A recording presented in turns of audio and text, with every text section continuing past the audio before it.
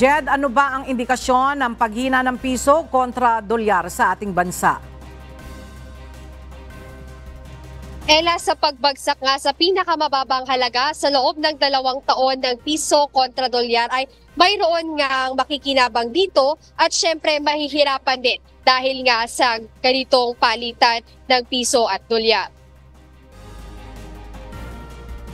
Ayon kay Dr. Sir Percival Peña Reyes, isang ekonomista, isa sa makikinabang tuwing humihina o mataas ang palitan ng piso kontra dolyar ay ang mga kaanak ng OFWs na tumatanggap ng padalang dolyar. Sa tuwing mas mahina ang piso, mas malaki ang halagang na ipapadala ng mga overseas Filipino workers sa kanilang mga pamilya sa Pilipinas, oras na ipapalit nila ang dolyar. Kung beneficiary ka ng dollar, di ba? Oo.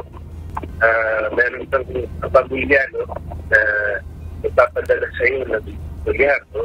Oo, no? You also, in a way, no? Benefit more from peso depreciation. Kasi yung dolyar na yan, pagka pumasok yung dito sa Pilipinas, mas malaki yung peso equivalent. Gayunman, ilan sa mga nakikita ang epekto ng peso depreciation ay ang mas mahal na halaga ng foreign goods and services sa mga Pilipino. Bukod pa rito, sumisipa rin ang utang ng Pilipinas pataas sa tuwing bumababa ang halaga ng piso kontra dolyar.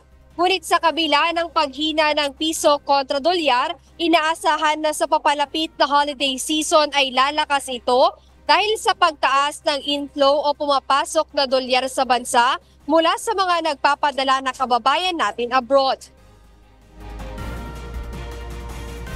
Na-observe naman natin, yearly, sudali, yung mga OFW remittances na pumapasok, those coming from abroad, na pamilya natin, halimbawa, meron ipapadala, that's dollar yan, So, pumapasok yung dolyar sa ating ekonomiya, tendency is yung pasok mas malaki, mas nakocompensate na, mas na-offset na yung paglaba. It means to say na may tendency na lumakas ang piso na dolyar.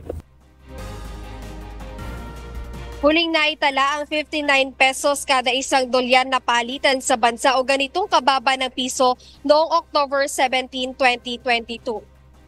Ela, sa taas nga ng palitan ng piso kontra dolyar, kadalasan ay sinasamantala na ito ng mga kababayan natin tumatanggap nga ng pera mula sa mga OFWs natin abroad dahil mas malaki yung nakukuha nilang pera kapag ganitong humihina ang piso kontra dolyar. Ayan po ng update, balik sa iyo, Ella. Maraming salamat, Jed Neresina.